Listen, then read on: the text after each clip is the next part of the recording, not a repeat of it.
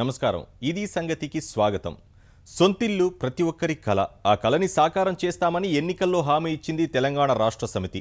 ప్రభుత్వం నిర్మించే ఇళ్లంటే చిన్న గూడు కాదని, 2 పడక గదులు సహా అన్ని వసతులతో కూడిన ఇళ్లు పేదలకు అందిస్తామని చెప్పింది. హామీ ఇవ్వడమే కాదు, అధికారం చేపట్టాక మార్గదర్శకాలను విడుదల చేసింది. పేదలకు విశాలమైన ఇళ్లు నిర్మించివ్వాలనే కలను సాకారం చేయడానికి 2 పడక గదుల ఇళ్ల నిర్మాణంపై ముఖ్యమంత్రి కేసీఆర్ ప్రత్యేక దృష్టి పెట్టారు. ఉద్యమ సమయంలో నల్గొండ జిల్లా సూర్యాపేటలో జరిగిన తెలంగాణ శంఖారావంలో మొదటిసారిగా కేసీఆర్ తన ఆలోచనను ప్రజల ముందుంచారు. ఇప్పుడు అదే సూర్యాపేట వేదికగా పేదలకు 2 పడక గదులు, వంటగది, హాల్తో కూడిన ఇళ్ల నిర్మాణానికి అంకురార్పణ చేసి రాష్ట్ర ప్రజలకు దసరా కానుక అందించారు.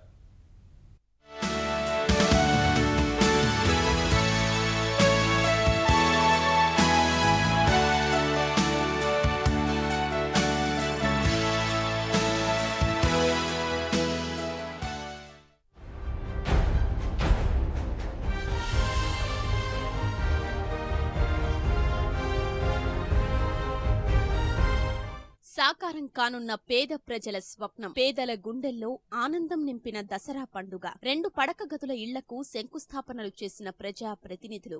సొంత రాష్ట్రంలో తీరనున్న సొంతింటి కల. దేశంలో ఏ రాష్ట్ర ప్రభుత్వం చేయని సాహసం. 2 పడక గదులు, 2 స్నానాల గదులు, విశాలమైన హాలు, వంటగది, ట్రాక్టర్, ఎడ్లబండి లాంటివి పెట్టుకోవడానికి, పశువులు కట్టేయడానికి వెలుపల స్థలం వెరసి విశాలమైన ఇల్లు. లబ్ధిదారు వాటా రూపంలో చిల్లి గవ్వ చెల్లించాల్సిన అవసరం లేకుండా మొత్తం ఖర్చు ప్రభుత్వమే భరిస్తుంది. పేదవాడికి ఇంకేం కావాలి? బలహీన వర్గాల గృహాలంటే అగ్గిపెట్టెల్లాంటి ఇళ్లనే అపవాదు చెరిపేస్తూ 560 చదరపు అడుగుల విశాలమైన అందమైన ఇళ్లు నిర్మించి ఇచ్చే బృహత్తర పథకానికి రాష్ట్ర ప్రభుత్వం విజయదశమి నాడే శంకుస్థాపనలు చేసింది.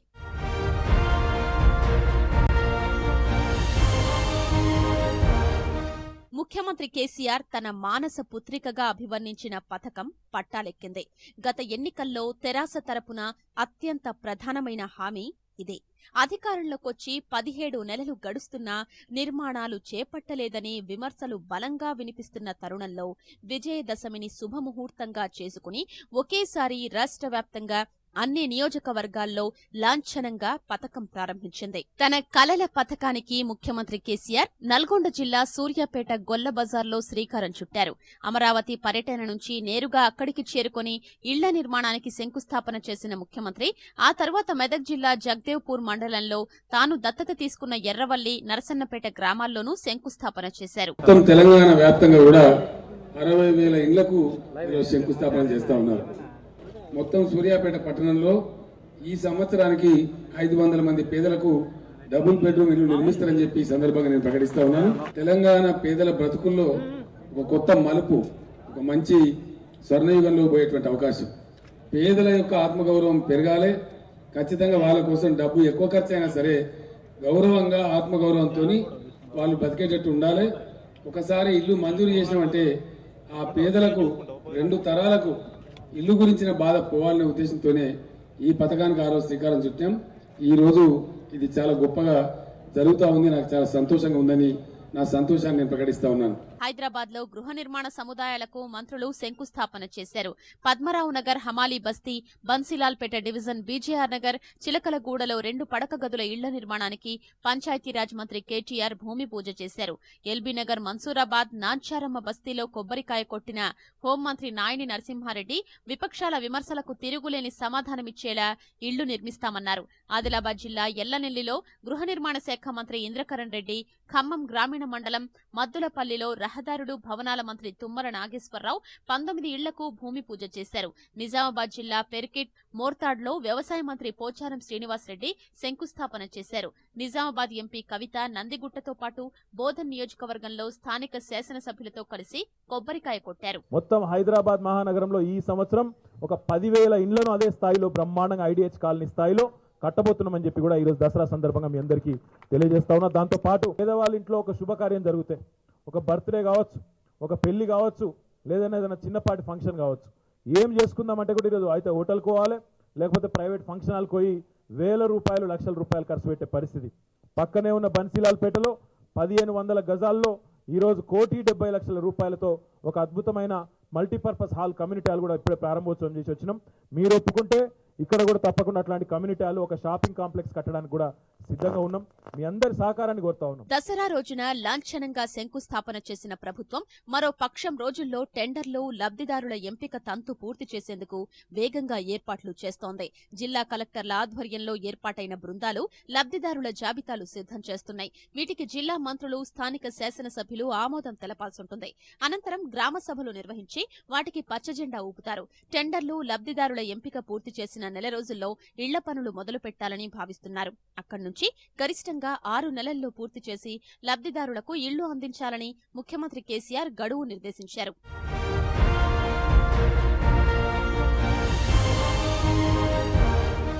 ఈ పథకం కింద ప్రస్తుత ఆర్థిక సంవత్సరంలో 60,000 ఇళ్లు నిర్మించాలని ప్రభుత్వం లక్ష్యంగా పెట్టుకుంది. నియోజకవర్గానికి 400 ఇళ్లు, ముఖ్యమంత్రి రిజర్వ్ కోటా కింద 12,500 ఇళ్లు నిర్మిస్తారు. ఇందుకు 4,000 కోట్ల రూపాయలు అవసరం. గత బడ్జెట్లో ప్రభుత్వం ఈ పథకానికి 1,000 కోట్లు కేటాయిస్తే ప్రణాళికా పద్ధతిలో మిగిలింది 700 కోట్లు మాత్రమే. మిగిలిన 300 కోట్లకు లోటు ఏర్పడింది. ఆ లోటును హడ్కో నుంచి రుణం తీసుకోవాలని ప్రభుత్వం నిర్ణయించింది. హడ్కో సైతం సూత్రప్రాయంగా అంగీకరించింది. లాంఛనాలు పూర్తి కాగానే ఆ మొత్తం ప్రభుత్వ ఖజానాకు చేరనుంది.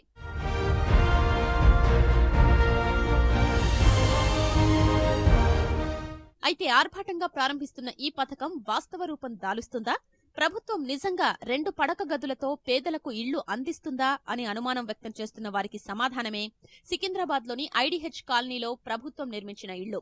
ఈ ప్రాంతంలో గుడిసెలు, పెంకుటిళ్లు, గుడారాల్లో పిల్లా పాపలతో నిరుపేదలు నివసిస్తుండేవారు. ముఖ్యమంత్రి పగ్గాలు చేపట్టాక ఐడీహెచ్ కాలనీని సందర్శించిన కేసీఆర్ శిథిలమైన ఇళ్లు, గుడిసెలు, పెంకుటిళ్లలో సంసారం చేస్తున్న పేదల బతుకులు చూసి చెలించిపోయారు. తక్షణమే ఐడీహెచ్ కాలనీ, అమ్ముగూడ, పరాధివాడ ప్రాంతాల్లో 396 కుటుంబాలకు 2 పడక గదుల ఇళ్లు మంజూరు చేశారు.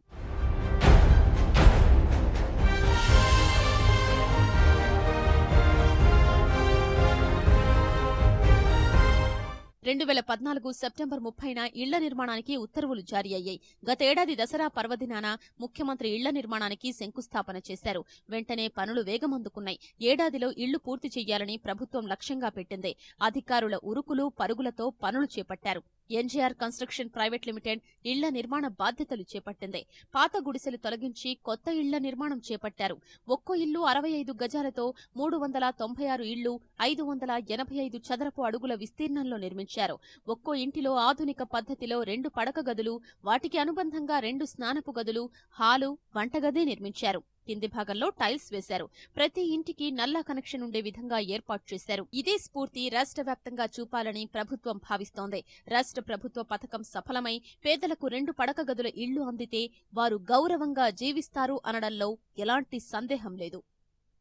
అంబరాన్నంటిన విజయదశమి సంబరాలు, భక్తి పారవస్యంలో మునిగి తేలిన భక్తులు. దసరా పర్వదినం పురస్కరించుకుని యావత్ భారతం ఆధ్యాత్మిక శోభ సంతరించుకుంది. ఊరు వాడ కొలువుదీరిన దుర్గమ్మ మండపాలు అమ్మ భక్తులతో కిటకిటలాడాయి. చెడుపై మంచి విజయాన్ని కాంక్షిస్తూ ప్రతిచోట రాక్షస దహనం జరిగింది. దక్షిణాదిన మైసూర్లో చాముండేశ్వరీదేవి మాత విజయాన్ని గుర్తు చేసుకుంటూ దశమి వేడుకలు వైభవోపేతంగా జరగ్గా ప్రపంచ ప్రఖ్యాత బెంగాల్ కాళీమాత దర్శనం కోసం భక్తులు పోటెత్తారు. తెలుగు నేలపై దుర్గమ్మ ఆలయాలు భక్తజన సంద్రమయ్యాయి. బాసర సరస్వతీదేవి చెంత చిన్నారుల అక్షరాభ్యాస కార్యక్రమాలు విరివిగా జరగ్గా ఇంద్రకీలాద్రిపై కొలువైన అమ్మవారి కరుణా కటాక్షాల కోసం భవానీ భక్తులు బారులు తీరారు.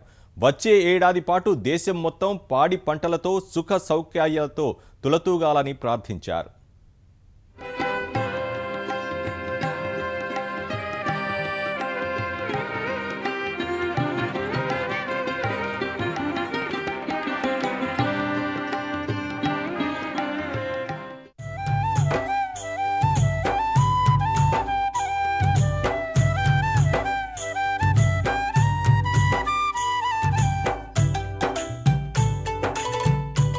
దేశవ్యాప్తంగా అంబరాన్నంటిన దసరా సంబరాలు.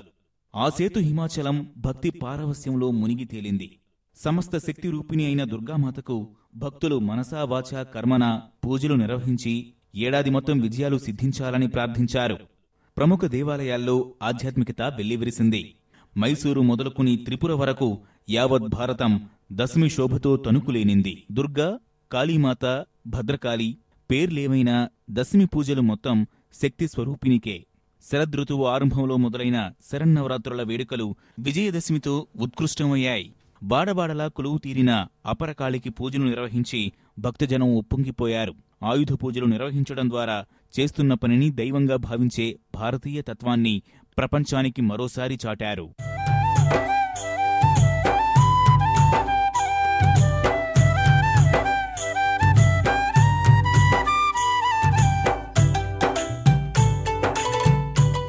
దసరా పండుగ గురించి పురాణగాథలు ఎన్నో ఉన్నాయి. ప్రత్యేకించి ఈ రోజున చేసే ఆయుధ పూజ దుర్గామాత విజయానికి సూచకం. దుర్గాదేవి లోహుడు అనే రాక్షసుణ్ణి వధిస్తే లోహం పుట్టిందని ప్రతీతి. ఆ విజయానికి గుర్తుగా విజయదశమి రోజున లోహ పరికరాల్ని పూజిస్తారు.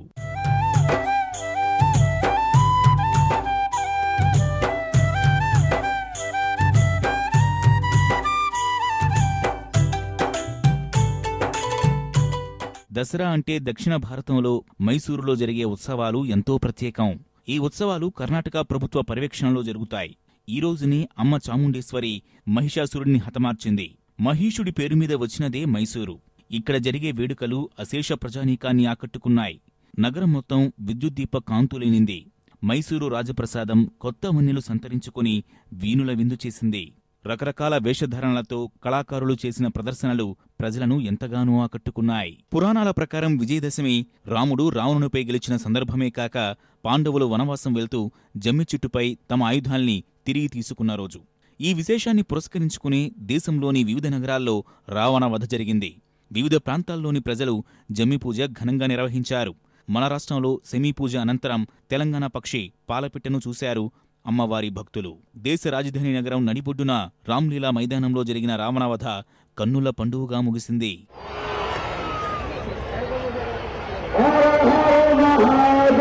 छोटा सा नारम तक आराम से आने दो, आने दो। सामने वाली फौज तैयार रहे। आज युद्ध होगा, महायुद्ध, कमाल का युद्ध। ఎర్రకోట వద్ద నిర్వహించిన సాంస్కృతిక కార్యక్రమాలు ఆద్యంతం చూడముచ్చటగా సాగాయి.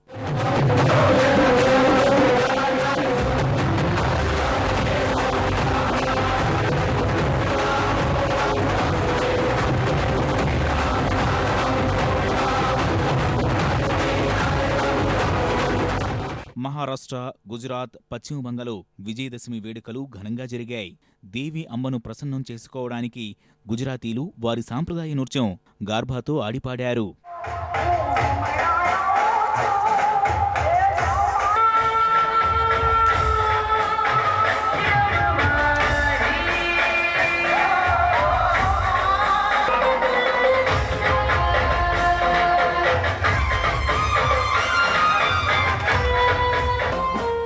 మహారాష్ట్ర వాసులు దాండియా ఆటపాటలతో పండగ చేసుకున్నారు. బెంగాలీల దుర్గాపూజలు అదే స్థాయిలో జరిగాయి. ప్రపంచ ప్రఖ్యాత కాళీమాత సంబురాల్లో పాల్గొనేందుకు విదేశాల నుంచి భక్తులు హాజరయ్యారు.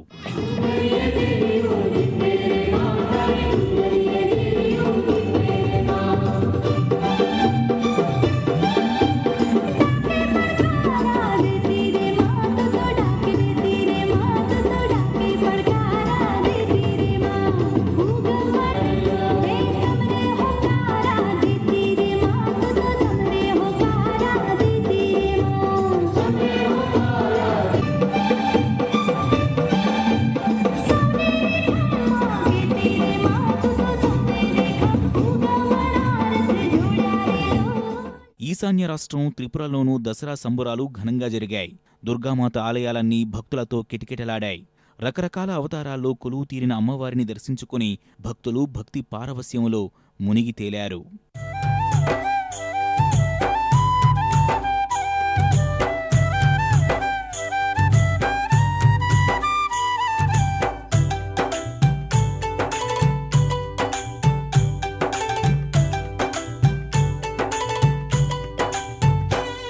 హిమాచల్ ప్రదేశ్లోని కులులో దసరా పర్వదినాన్ని అక్కడి ప్రజలు ఈసారి మరింత ప్రత్యేకంగా చేసుకున్నారు. పెద్ద సంఖ్యలో మహిళలు, యువతలు సంప్రదాయ దుస్తులు ధరించి వేడుకల్లో పాల్గొన్నారు. అక్కడి సంస్కృతిని ప్రతిబింబించే అనేక కార్యక్రమాలు ఆనందోత్సాహాల మధ్య నిర్వహించుకున్నారు. ఈసారి కులు వేడుకల కోసం రూపొందించిన ప్రత్యేక మస్కట్ విశేషంగా ఆకట్టుకుంది. వేడుకల్లో భాగంగా 13,000 మందికి పైగా అతివలు దాల్పూర్ మైదానంలో ఒకేసారి జానపద నృత్యం చేశారు. ఈ అపూర్వ ఘట్టాన్ని వేలాది మంది పర్యాటకులు వీక్షించారు. విజయదశమి పురస్కరించుకుని తమిళనాడులో ఇంటింటా బొమ్మలు కొలువులు తీరాయి. బంధుమిత్రుల సమక్షంలో ఆనందోత్సాహాల మధ్య బొమ్మల కొలువులు ఘనంగా జరుపుకున్నారు. చెన్నైలోని టీనగర్లో గొల్లపూడి వారి గృహంలో పెట్టిన బొమ్మల కొలువు అందరినీ ఆకట్టుకోవడమే కాదు, నగరంలోనే ఉత్తమ బొమ్మల కొలువుగా ప్రశంసలందుకుంది.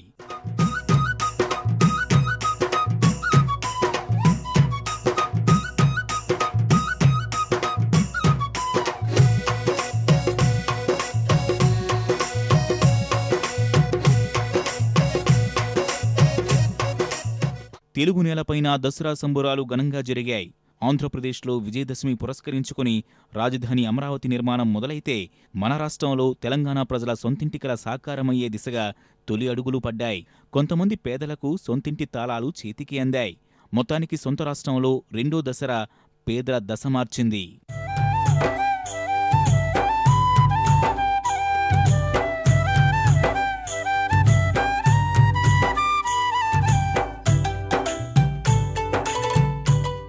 ఆదిలాబాద్ జిల్లా బాసరలో సరస్వతీమాతకు పూర్ణాహుతి సమర్పించారు. ఆలయం భక్తులతో కిటకిటలాడింది. విజయదశమి పర్వదినం పురస్కరించుకొని ఆ అమ్మ సన్నిధిలో ఎంతోమంది తమ చిన్నారులకు అక్షరాభ్యాసం చేయించారు.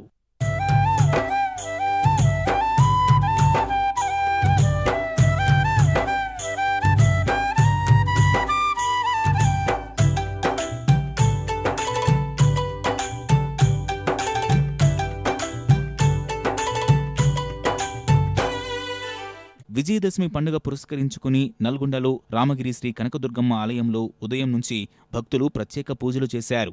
నూతన వాహనాలకు పూజలు నిర్వహించారు.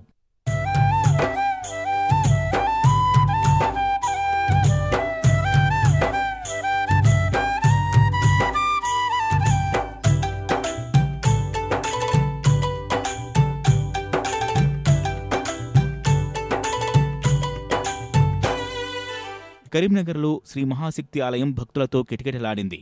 ఆలయం ఆవరణలో సెమీపూజలు నిర్వహించారు. ముగ్గురు అమ్మవార్లకు ప్రత్యేకంగా అలంకరణ చేశారు. అమ్మవార్లను దర్శించుకుని భక్తులు భక్తి పారవస్యంలో మునిగిపోయారు.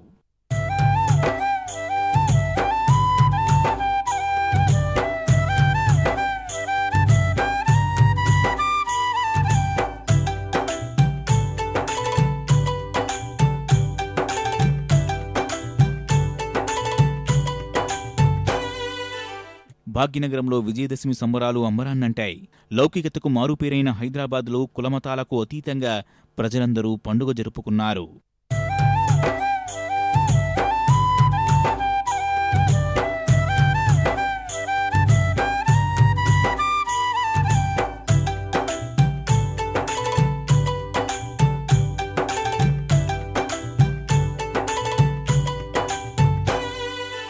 రాష్ట్రంలోని ఇతర ప్రాంతాల్లోనూ ఘనంగా విజయదశమి వేడుకలు జరిగాయి.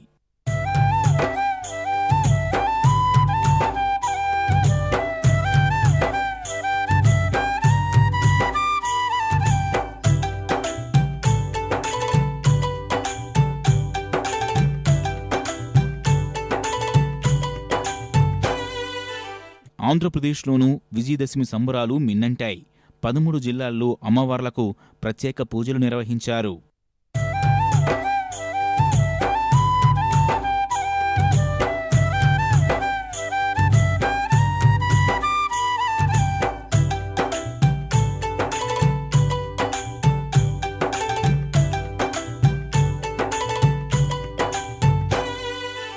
బెజవాడ ఇంద్రకీలాద్రిపై 10 రోజుల పాటు వైభవోపేతంగా జరిగిన దసరా మహోత్సవాలు విజయదశమితో ఘనంగా ముగిశాయి.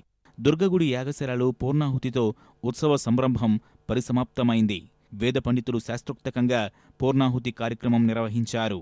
కడప జిల్లాలో దసరా పండుగను ప్రజలు భక్తి శ్రద్ధలతో నిర్వహించుకున్నారు. ఉదయం నుంచి ఆలయాల వద్ద భక్తులు బారులు తీరారు. విజయదుర్గాదేవి ఆలయం భక్తుల తాకిడితో కిటకిటలాడింది.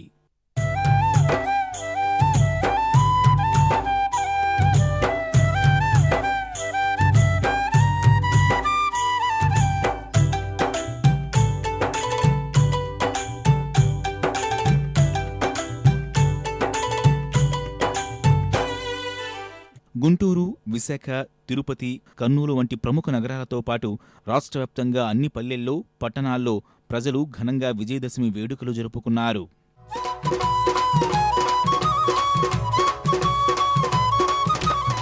చెడుపై మంచి సాధించిన విజయాన్ని గుర్తు చేసుకుంటూ అఖిల భారతం విజయదశమి వేడుకల్లో మునిగి తేలింది. వచ్చే ఏడాది కాలం విజయాలే సిద్ధించాలని సకల దేవతలకు పూజలు నిర్వహించింది.